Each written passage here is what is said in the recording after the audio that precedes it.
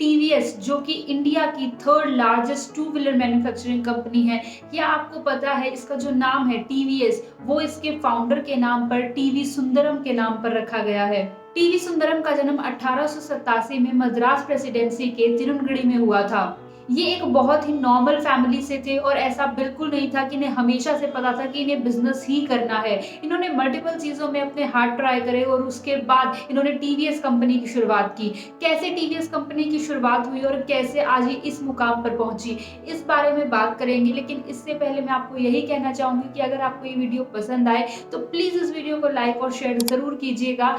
मेरे चैनल को सब्सक्राइब करके बेल आइकन जरूर प्रेस कीजिएगा ताकि आपको हर नई वीडियो का नोटिफिकेशन मिलता रहे। तो चलिए शुरू करते हैं।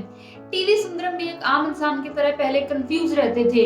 पहले इन्होंने अपने पिता के कहने पर लॉयर की डिग्री हासिल कर ली और लॉयर बन गए। उसके बाद इन्होंने कुछ दिन रेलवे में काम किया, इसके बाद बैंक की नौकरी की, लेकिन कहीं भी इन्हें अच्छा महसूस नहीं होता था, ये खुश महसूस नहीं करते थे और इसीलिए एक दिन उन्होंने नौकरी छोड़कर कुछ अलग ट्राई करने की सोची और इसके बाद इन्होंने अपनी नौकरी से रिजाइन कर दिया। 35 साल की उम्र में माने 1911 में इन्होंने एक बस की शुरुआत की।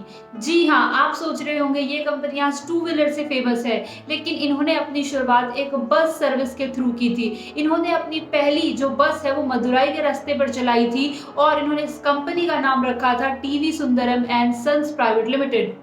इसके कुछ दिन बाद सेकेंड वर्ल्ड वॉर स्टार्ट हो गया और मद्रास में इसी वजह से पेट्रोल की डिमांड बहुत ज्यादा बढ़ गई। पेट्रोल की डिमांड देखते हुए इन्होंने अपॉर्चुनिटी को लपक कर हासिल कर लिया और एक गैस प्लांट की शुरुआत की।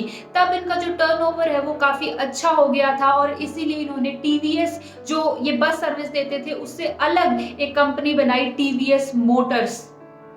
और इस तरीके से टीवीएस मोटर्स की शुरुआत हुई थी जिसने टीवी सुंदरम की पूरी जिंदगी बदल दी। 1950 में टीवीएस उस वक्त की जानी मानी कंपनी जनरल मोटर्स के थर्ड लार्जेस्ट डिस्ट्रीब्यूटर्स थे। इसके बाद 1955 में टीवीएस सुंदरम की मौत हो गई और इसके बाद इनके 4 सन्स ने इनके बिजनेस को टेक ओवर कर लिया। सन 1962 में टीवीएस ने इंग्लैंड की कंपनी क्लेटन से हाथ मिला लिया। उसके बाद कंपनी का नाम सुंदरम क्लेटन लिमिटेड रखा गया। क्लेटन कंपनी एक्चुअली में जो ऑटोमोबाइल पार्ट्स बनाती थी, इससे टीवीएस को काफी अच्छी नॉलेज हो गई ऑटोमोबाइल पार्ट बनाने की। और फिर 1978 मतलब 1978 में इन्होंने होसर में एक नया प्लांट चालू किया जिसमें इन्होंने मोपेड बनाने की शुरुआत की और 2 साल बाद 1980 में टीवीएस 50 लॉन्च की। ऑल्दो मोपेड का एरा काफी पहले शुरू हो चुका था क्योंकि इससे 8 साल पहले लूना मार्केट में आ चुकी थी, लेकिन फिर भी टीवीएस 50 ने अपनी एक छाप छोड़ी मार्केट पर अलग से।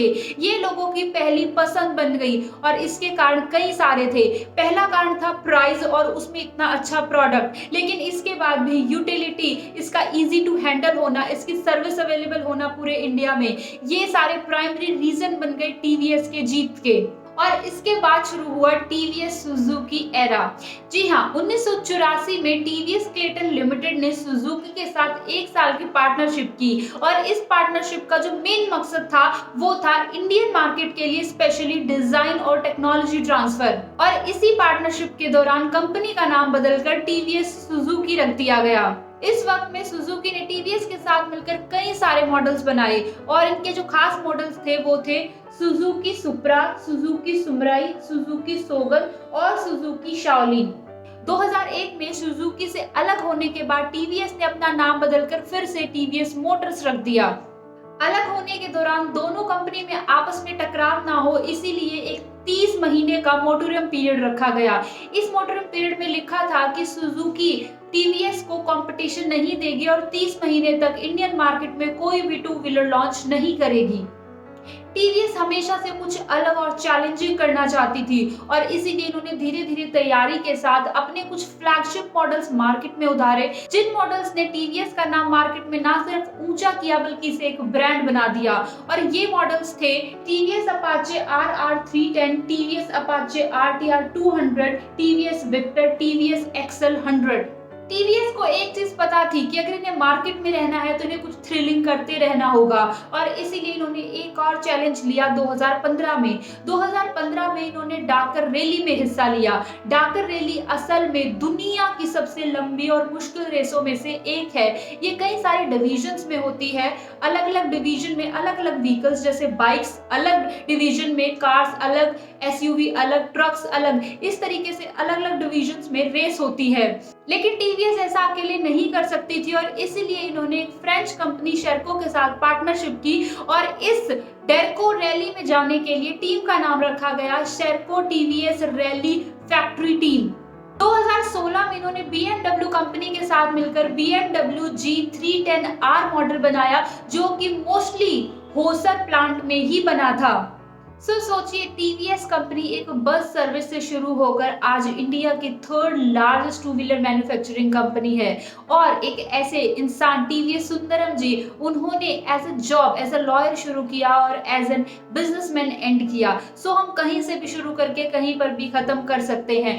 टीवीएस एक एग्जाम्पल है हर उस इंसान के लिए जो अपने सपने को जीना चाहता है। कभी भी और किसी भी उम्र में शुरुआत की जा सकती है। इस वीडियो को मैं यही खत्म करना चाहूंगी। मिलते हैं अगली वीडियो में, तब तक के लिए।